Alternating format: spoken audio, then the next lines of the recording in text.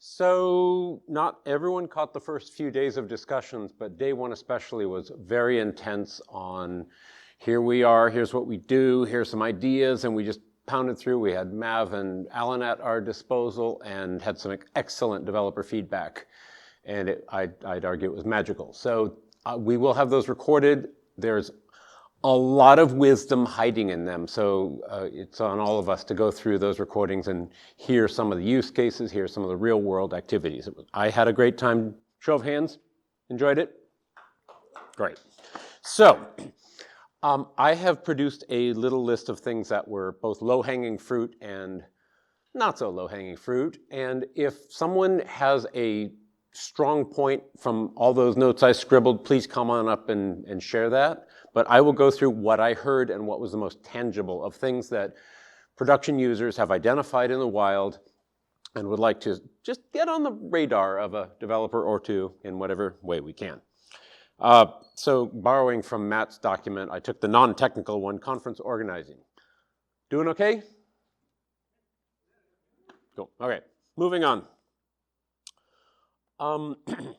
Finer-grained delegated commands, especially destroy. Oh, user Pat can delete a snapshot. Great, they're our snapshot operator, that's their job, they're excellent. They can also delete a data set.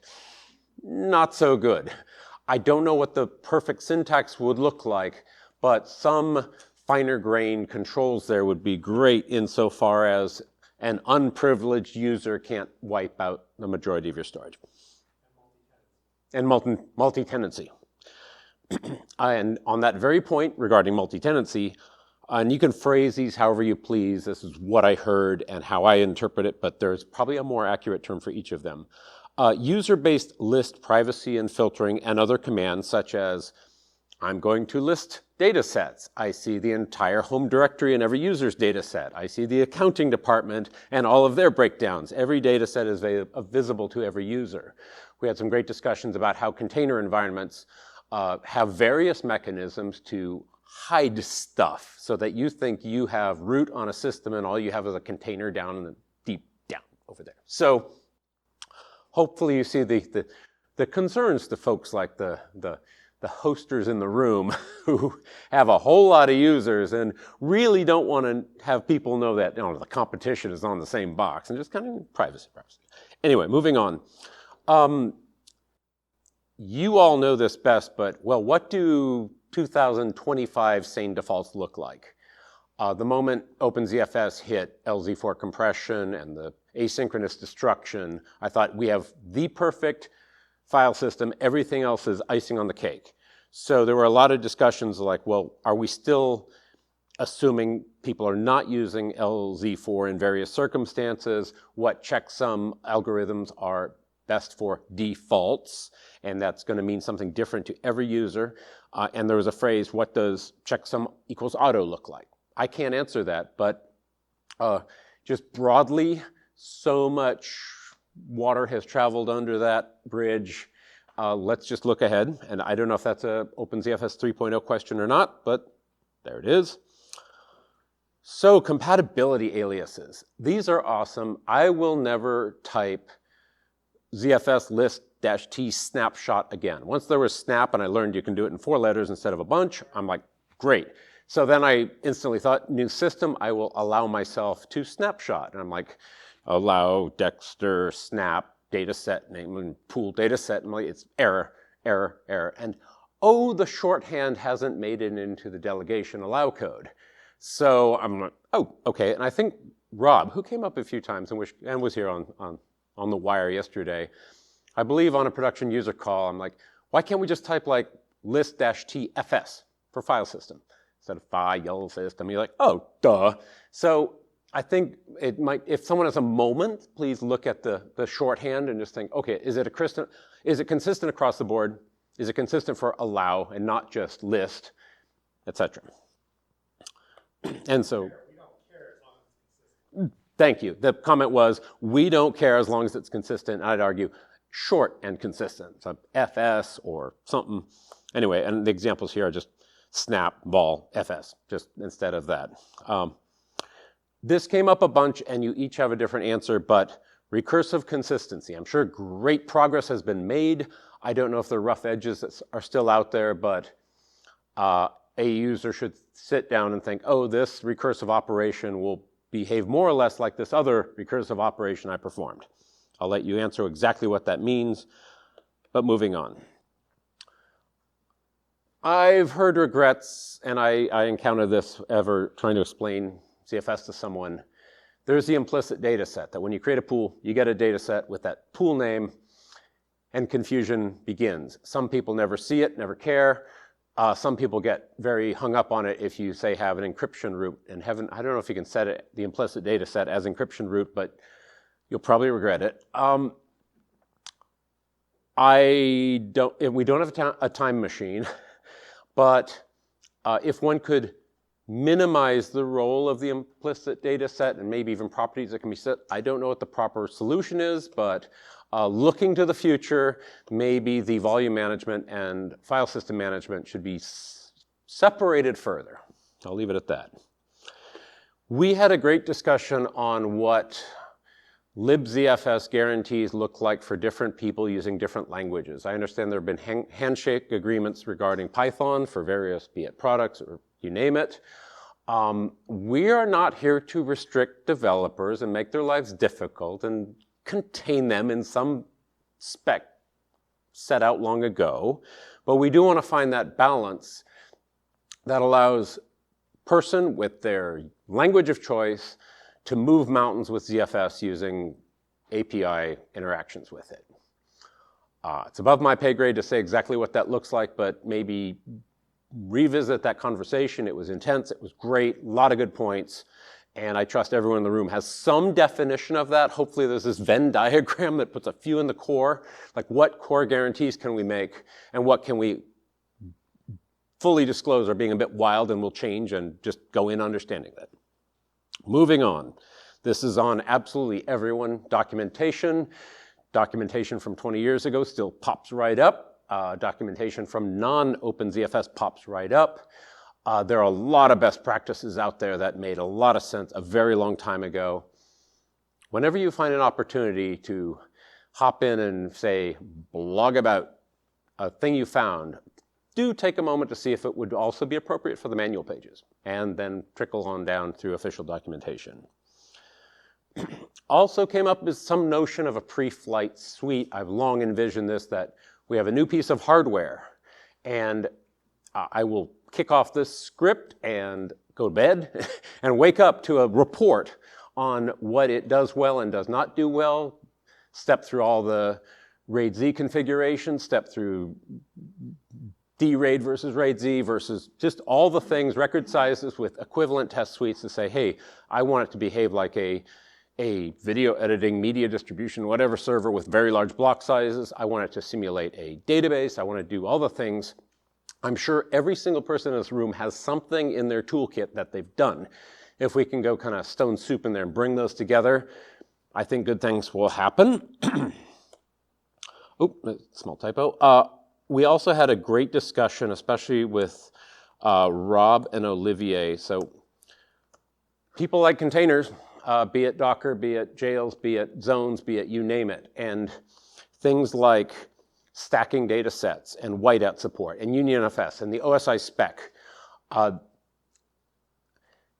When you look at certain specs, and I keep repeating this, it's like, tell me you have a terrible 1990s overriding file system without telling me you have a dated 1990s overriding file system.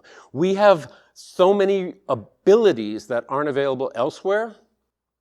I think consensus was there are opportunities for just a few hooks. For example, transparently stacked snapshots or data sets where they don't completely override, but there's some notion of UnionFS mounting. So fortunately, Olivier and Rob and Jan continued chatting, like as we were all doing our thing. They will continue that discussion. If you have real-world use case experiences to introduce to that discussion, they will turn to the various Slack channels and mailing lists and all to make it happen. Because I'm sure we all define it a bit differently, but I'm sure there are opportunities for heavy lifting within ZFS to just make it easier. So some of those are low-hanging fruit. Now, Some of you have bumped into these things. Greg chimed in about his experience. Yes, there's a show. Hand him back.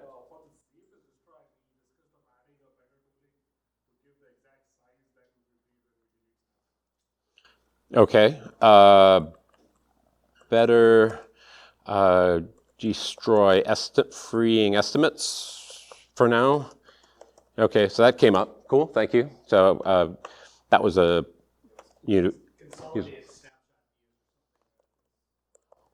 right. The idea that if you delete this one, you'll free that. But then suddenly this one's bigger and you're kind of playing this whack-a-mole with it, moving around. It's like, well, great point. Let's get on the list. And I'll go briefly into the I don't know if we have a universal term for it yet, but audit all the things. A lawyer-friendly, a discovery-friendly audit history of everything that took place by every user ever on a storage system, which I know is a ridiculously monumental task, but for some it means just kicking on Samba auditing, which absolutely has a performance penalty overhead, meaning the further you push it down the stack close to the kernel, the more efficient it is. So if a disgruntled employee disappears from a company and a bunch of stuff disappears, folks would like to know who did what exactly when and where and see that auditing log. There are related discussions about how the ZPool history ring buffer sometimes shows absolutely nothing of what you'd expect was there. Sometimes a -I flag helps. Sometimes a certain utility might not use whatever resources to give you that history. And I've seen this in the wild during a development effort where it's like, I created a bunch of data sets and there's no history of it. I probably didn't know about -I at the time, maybe it didn't exist, but suddenly what I did didn't happen, and that's really not an exotic use case. That's pretty basic. So you can also drown in history if you're very aggressively snapshotting and deleting and keeping track of something. It's like, no, we don't need a fire hose of pretty routine, meaningless information. But at the same time, if that disgruntled user is out the door and wiping out the accounting data set because they had permission, because they had snap deletion delegated abilities, these are very real world issues. And the Hollywood has the MPAA Trusted Partner Network. And a studio that shall not be renamed had a movie just disappear onto the internet through various hackers, and that upset a lot of people. And they really don't like, be it screenshots, be it previews, be it whatever, of a new upcoming movie slipping out. So they've really tightened up on who can do what. That makes for a lot of VDI sessions for remote editing where you never do touch an actual system, you just get a vision of a system. And throughout, a consistent message is just log all the things, as mundane as they are, and each user has a different set of priorities. Some care about those deletions, some care about, maybe creating is just as dangerous as deleting. It takes many forms, but the more that we can do within OpenZFS, the better, or facilitate up the stack. In the discussion, we got into, okay, well, gee, you've got your NFS users and your SMB users, and not our problem. But also ZFS is really good at storing stuff so that if that information should be there and simultaneously to multiple syslog servers, and whatever form that takes for your use case, great. But any and all tools that exist and are at the table within this room, please come forward with them and say, hey, we've done this and brought this far. Maybe we're missing a certain functionality.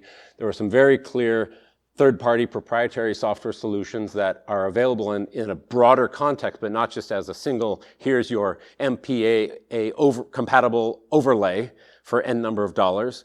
But we're just, Greg described how, despite loving ZFS, it was a deal breaker on a pure Linux or FreeBSD system for that purpose. They had to turn to a proprietary solution. So let's just help people out with what we have under the hood. That all said, are there other production users who would like to chime in? Go ahead and bring up number one.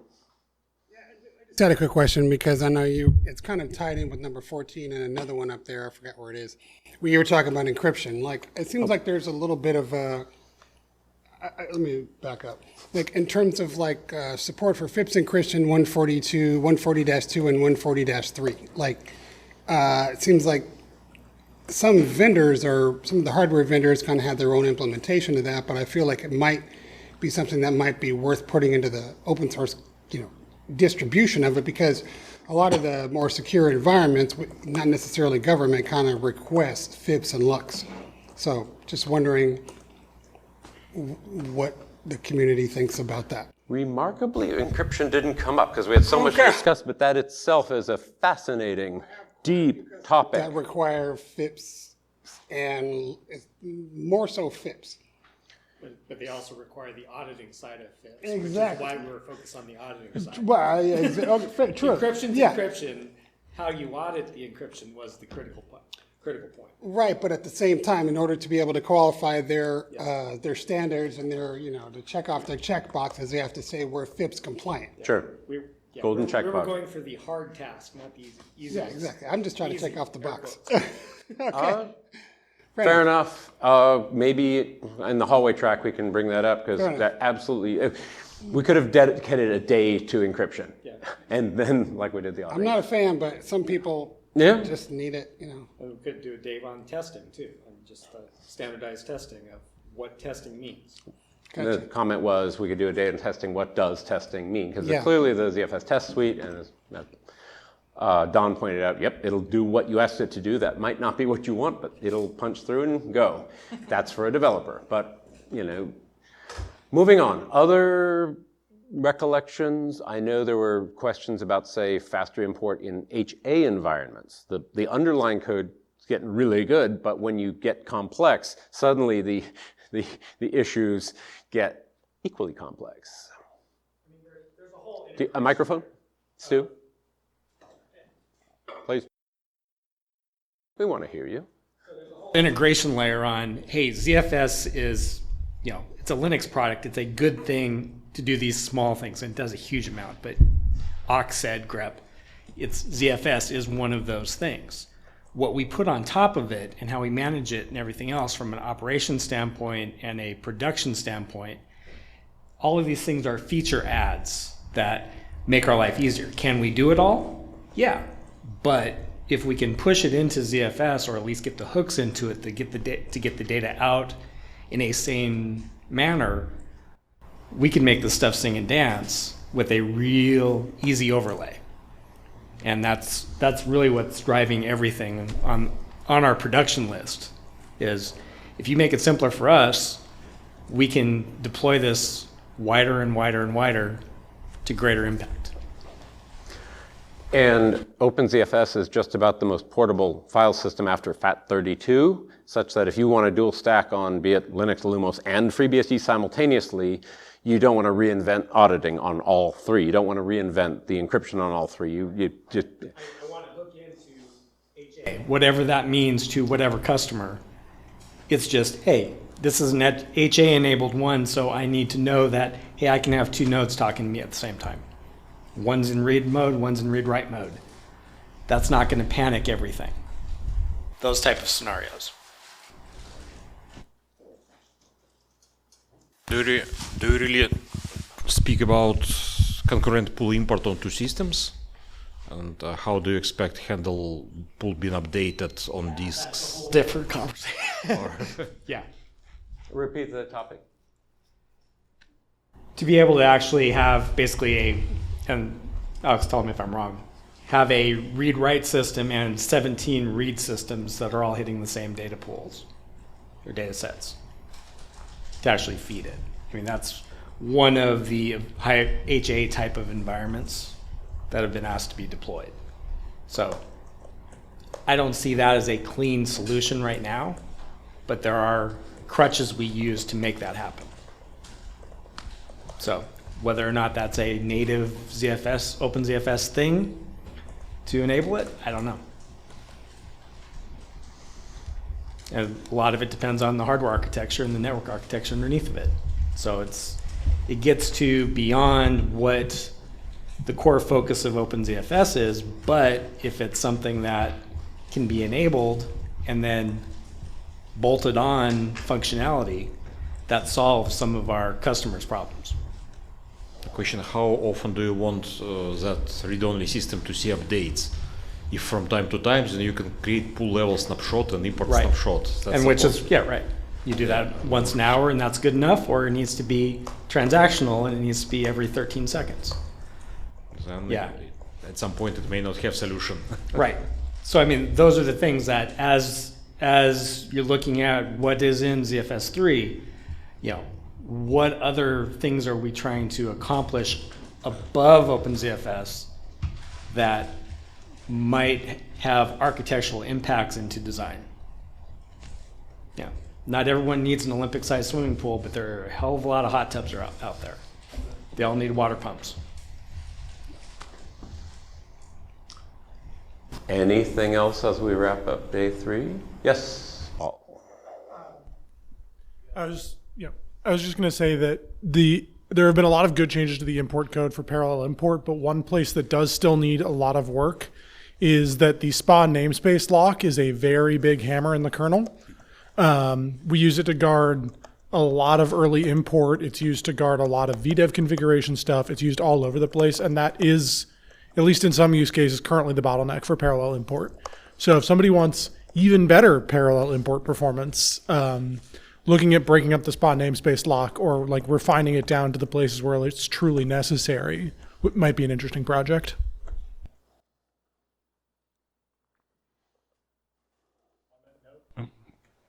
Yes, sir. On that note, if anybody remembers anything else from the ideas for hackathon from Saturday and Sunday, the spreadsheet is up to 20 rows now, but that's from 2 a couple minutes ago. But, Okay, yeah, we've got some. if you have any other ideas that need to make it over to this list for tomorrow, very open to those ideas. You're free to copy these right over and assign yourself homework, but you know, we're trying to be I reasonable grabbed 1 or 2 of users them here. already. But I added your name beside some of them's Don. Yeah, you do. Happy to discuss all this ad nauseum, so if there's anything that needs clarification, Yes, please. we are here. I'm not going anywhere. And we should be quiet by 11, but the key to the building is in my pocket, so we can hack all night if needed. So there's 3 couches, enjoy, no shower, but let's hack. Anything else as we wrap up? One last thing. Yes, please, Matt. Always one last thing. Thank you so much, Michael. You're welcome. My pleasure. My pleasure. My pleasure. Personally, and I know that the conference would not have happened without all of your work this year. So thank you so much. You are welcome, and I was about to thank the hell out of my crew. So thank you, Matt and Karen, to begin with, because they're like, let's meet. And I'm like, okay. And then let's say Patrick. Thank you, Patrick. I mean, the magic for getting our remote presenters in. Stu and Santi, the kitchen crew, Argentinian barbecue and pulled pork tonight. Nick, who couldn't make it today. The Freshes, you've probably seen them at other events. Lisa and Andrew, delightful people.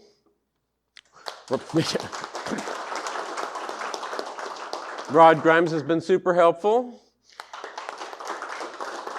Andrew Hedinger, ridiculously helpful. Thank you. Helped me with the Cookie Monster run today. Archie, oh yes, so breaking news. Yeah, Archie brought his selection of audio, video, balanced microphone interface things that made all the Zoom stuff possible, like at the perfect moment. Just like, here you go. Thank you, Archie.